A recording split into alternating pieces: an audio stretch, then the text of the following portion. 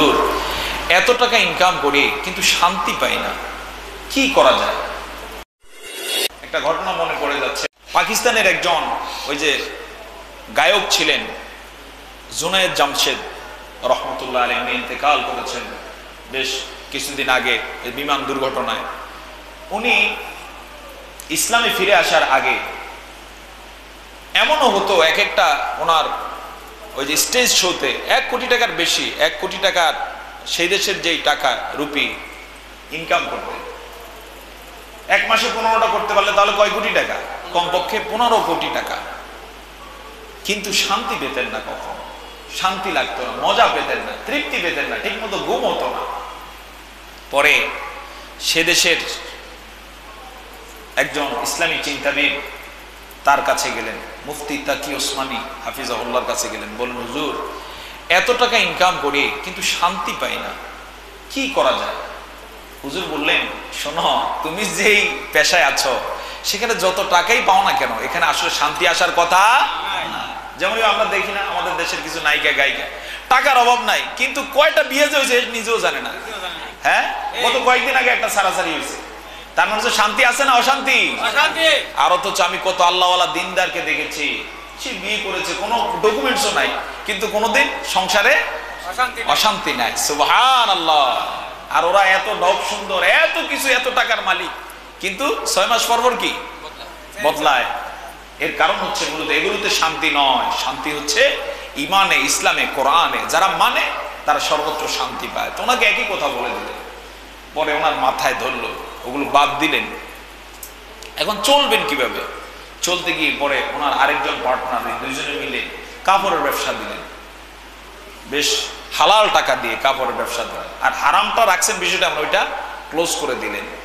কাপড়ের ব্যবসা দিতে গিয়ে একবার ওনারা বড় ধরনের একটা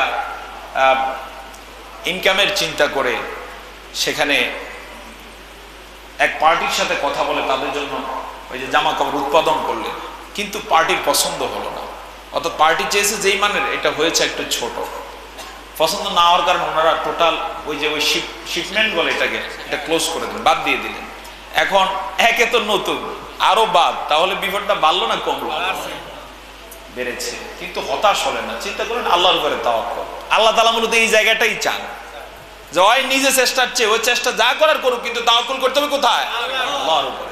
সেইটাই করে বসে আল্লাহর উপরে তাওয়াক্কুল করে চিন্তা করেন যা হওয়ার হবে। এখন বিক্রয় কিভাবে করলেন? বেশ পরিমাণ এগুলো না খোলা বাজারে ছাড়তে পারছেন, না আলাদা কাউকে দিতে পারতেছেন। এভাবে বেশ কিছুদিন কেটে যাওয়ার পরে হঠাৎ করে বাংলাদেশি বায়ারদের একটা গ্রুপ গেলেন, তার সাথে কথা বললেন। উনি তাদেরকে দেখালেন যে এগুলো এই অবস্থা। তারা এটাই পছন্দ করে বসলেন যে আমরা এই মানেরই চাই। পরে দেখলেন যে যাদের সাথে লেনদেন হওয়ার কথা তারা যেই টাকা দিত এর চেয়ে অনেক বেশি টাকা বাংলাদেশি বায়াররা নিতে প্রস্তুত। এটা দেখবেন, এটা অনলাইনে আছে, ইউটিউব চ্যানেলে আছে তার এই বক্তব্যটা। পরবর্তীতে দিয়ে দিলেন, সব দিয়ে এমন পরিমাণে ইনকাম করলেন যেটা কল্পনাও করেন না। তো সম্মানিত হাজিরিন, সততার সাথে চলতে চাইলে আল্লাহ চালান নাকি চালান না? বড় বিষয় হলো এমন যে এক পর্যায়ে টোটালি ইসলামী চলে এলেন। এরপরের জীবনে গান করেছেন, তখন আর ইসলামী ছাড়া অন ইসলামিক গান করেন না। এরপরে তো আল্লাহ তাআলা শাহাদাতের মর্যাদা দিয়ে নিয়ে গেলেন, বিমান দুর্ঘটনায় ইন্তেকাল করেছে। আর অকস্মাৎ হঠাৎ কোনো দুর্ঘটনায় কোনো মুসলিম ইন্তেকালের মানে হচ্ছে তার জন্য শাহাদাতের সুসংবাদ রয়েছে। সুবহানাল্লাহ। তো সম্মানিত হাজিরিন, এরকম এই জাতীয় পেশা নেশায় যারা থাকে তারা শান্তি পায় না। যখন ফিরে আসে, রিটার্ন করে কোরআনের কাছে, দেখে যে এখানে কি শান্তি, তৃপ্তি, মজা, সম্মান। আর এটা তো দুনিয়ার জীবন, আখিরাতে সম্মান আছে না? না আছে। সুবহানাল্লাহ, সুবহানাল্লাহ। তো আল্লাহ রাব্বুল আলামিন বলেন ওয়াওয়াজাদাকা দাল্লান ফাহাদা, আমি তোমাকে পেয়েছিলাম পথহারা, ফাহাদা, হেদায়েত দান করলেন। ওয়াজাদাকা, তিনি তোমাকে পেয়েছেন আইলান, অভাবী পেয়েছিলেন, ক্ষুধার্ত পেয়েছিলেন, কিন্তু ফাগনা, তিনি তোমাকে ধনী করেছেন। ধনী কেমন হতে পারে?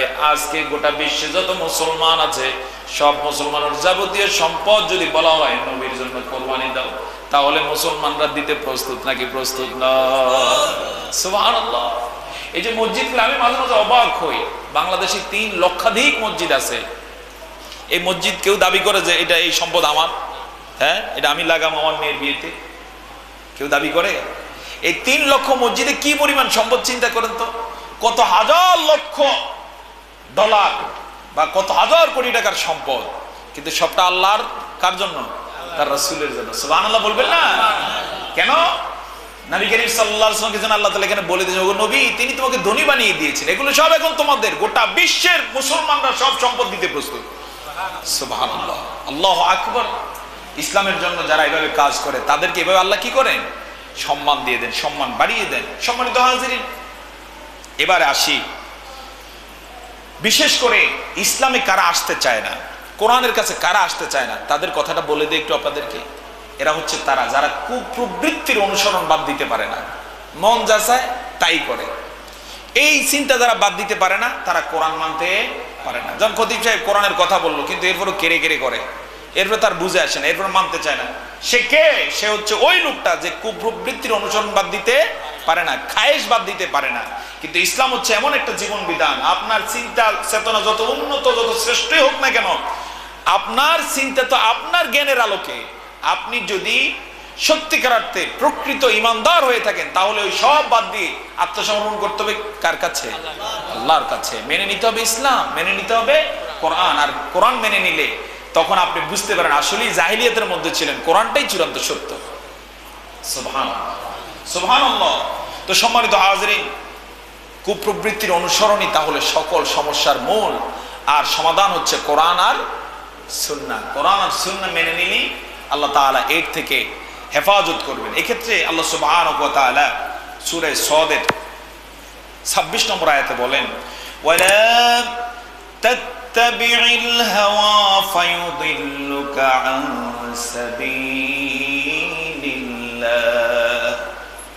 ওয়ালা তাত্তাবি'ল হাওয়া, কুপ্রবৃত্তির অনুসরণ করো না, খামখেয়ালি করো না, নিজের খায়েশের অনুসরণ করো না।